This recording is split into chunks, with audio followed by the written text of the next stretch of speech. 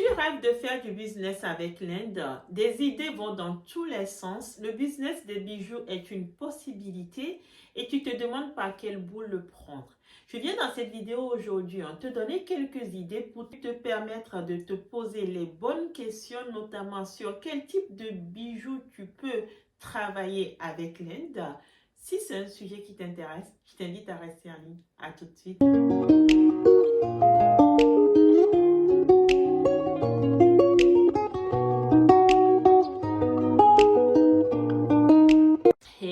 Hello, coucou les amis, j'espère que vous allez bien. Moi, je suis en pleine forme. Si tu me découvres dans cette vidéo, mon nom est Boostécy, je suis entrepreneuse. Je te vends sur mon site internet www.cnoe.com des cheveux indiens, de vrais horaires pour te sublimer. Je te les propose aussi à ma boutique Cnoe Beauty Shop à Lomé au Togo et je te les expédie partout dans le monde. Alors, si tu es une femme de valeur, si tu es une femme distinguée, si tu aimes les belles choses, si tu veux sortir du lot, tu es au bon endroit, abonne-toi, rentre en contact avec moi ou va sur mon site internet pour choisir les cheveux de ton choix. Tu l'auras compris, je pars souvent en Inde, c'est là où je m'approvisionne en cheveux et je viens sur cette chaîne, je profite en fait de l'occasion de partir en Inde pour m'imprégner des sujets et que je viens partager avec toi sur cette chaîne pour te permettre toi aussi de te lancer, de te développer. Alors si ce sont des thèmes qui peuvent t'intéresser, n'hésite surtout pas, abonne-toi, partage mes vidéos, like-les. Comme je le disais tantôt, je venais dans celle-ci aujourd'hui faire un petit focus sur le business des bijoux avec l'Inde. Si tu es comme moi, c'est que des idées, tu dois en avoir 1000 à la seconde. Mais on est tous d'accord qu'on ne peut pas toutes les accomplir, on ne peut pas toutes les réaliser. Donc du coup, on se doit en fait de choisir, on se doit de faire un choix au risque de s'éparpiller et ça ne donne aucun résultat.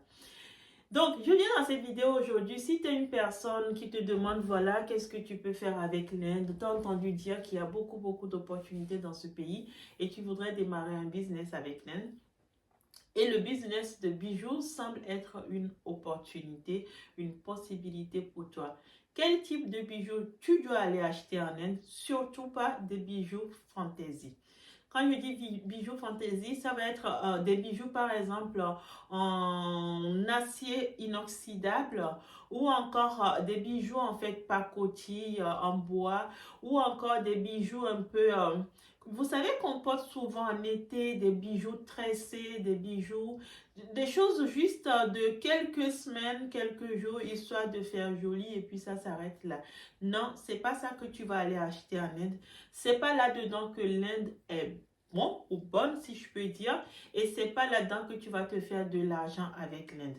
Donc, je viens aujourd'hui dans cette vidéo te donner précisément le type de bijoux que tu vas pouvoir trouver facilement en Inde. Quel positionnement avoir avec ce type de bijoux pour te faire de l'argent. Alors, tout de suite, le premier type de bijoux que tu peux aller acheter en Inde, et là, il y en a partout en Inde. Il n'y a pas de marché où tu n'as pas ce métal parce que les femmes indiennes en raffolent, parce que c'est petit budget, ça coûte pas grand-chose là-bas et il y en a partout, c'est de l'argent. Les bijoux en argent, tu en as plein en Inde. Tu les as en boucle d'oreille, tu les as en collier, mais tu les as aussi en petites bagues pour les orteils. Je vous avais déjà fait une vidéo où je vous expliquais que les femmes indiennes aimaient porter des bagues aux orteils. Elles aiment aussi des décorations pour les chevilles, donc des chaînes pour les chevilles ou encore des bagues pour les bracelets, si je peux dire, pour les chevilles, elles en portent plein. Donc, ces bijoux te sont souvent proposés en argent pour celles qui n'ont pas de sous. Donc, des petits prix, en fait, tu en trouves partout, à tout, mais dans toutes les grandes villes de l'Inde, tu as des grossistes pour ce genre de bijoux. Donc, c'est le type de bijoux que tu pourras aller acheter. Choisir les motifs qui correspondent au goût de ton pays, rentrer chez toi et proposer. Le deuxième type de métal que tu peux aussi trouver facilement en Inde et qui reste très abordable aussi, c'est de l'or. Les femmes indiennes adorent l'or. Les hommes indiens offrent beaucoup de bijoux en or à leurs femmes pour deux raisons. pour leur faire cadeau, mais aussi pour quelque part faire de l'investissement. Parce que l'or, tout le monde sait, ça perd rarement de la valeur. Pour ne pas dire, ça perd quasiment jamais de la valeur. Donc, les hommes achètent des bijoux que les femmes portent, mais ils savent aussi qu'en cas de coup dur, ils pourront toujours revendre cet or pour le transformer en argent pour sortir de la galère. Donc, ils ont tendance à acheter beaucoup d'or à leurs femmes. De là, il y en a plein en Inde. L'Inde en produit et du coup, tu en trouves un peu partout aussi à des prix très abordables. Donc, tu peux aller rencontrer un producteur, un joaillier en fait en Inde, discuter de ton design avec lui, faire des bijoux à façon à base d'or pour venir en fait satisfaire ta clientèle locale. Tu conviendras donc que ça ne sera pas des bijoux que tu vendras sur l'étalage au marché. Il va te falloir très certainement avoir un petit réseau, voire même une petite boutique, une bijouterie pour asseoir ta notoriété, pour montrer le sérieux de ce que tu proposes, parce que c'est rare qu'on voit de l'or en fait comme ça sur les étalages au marché. En Inde, bien sûr, tu vas les trouver sur les étalages au marché, mais je te conseille de plutôt identifier les grossistes spécialisés dans ce domaine, ou encore si tu as beaucoup de budget, un gros budget, tu identifies les producteurs pour te lancer dans ce business. Le troisième type de bijoux que tu peux trouver en Inde, ce sont les pierres précieuses.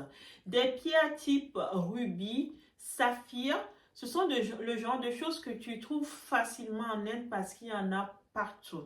Il y en a partout à des prix beaucoup plus intéressants que les prix proposés dans nos pays européens. Là-dessus, j'ai deux idées. Ou tu t'y connais dans la fabrication de bijoux, tu te rends en Inde pour aller acheter ce genre de pierres précieuses, pour venir dans ton atelier fabriquer des bijoux à base de ces pierres précieuses pour pouvoir les distribuer. Tu te feras beaucoup d'argent avec puisque tu vas les acheter brutes, pas cher, venir les transformer avant de les revendre. Ou tout simplement, tu n'es pas bijoutier, mais tu as de l'argent à investir. Du coup, tu vas te positionner comme négoce de bijoux, négoce en pierres précieuses.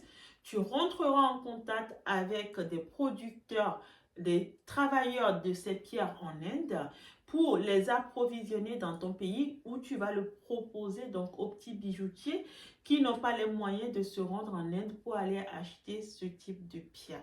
Donc c'est un business que tu peux faire aussi avec l'Inde. La quatrième idée en fait de bijoux que tu vas pouvoir acheter en Inde, ce sont des perles. Tu as des perles en Inde, il y en a beaucoup en Inde.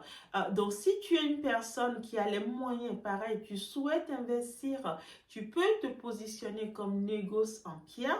Tu identifies tes fournisseurs au niveau local et tu vas en fait importer de la pierre, comment dire, ce qu'on appelle les pierres de culture en fait. Vous savez, les pierres qu'on ramasse donc dans la mer, de vraies pierres en fait.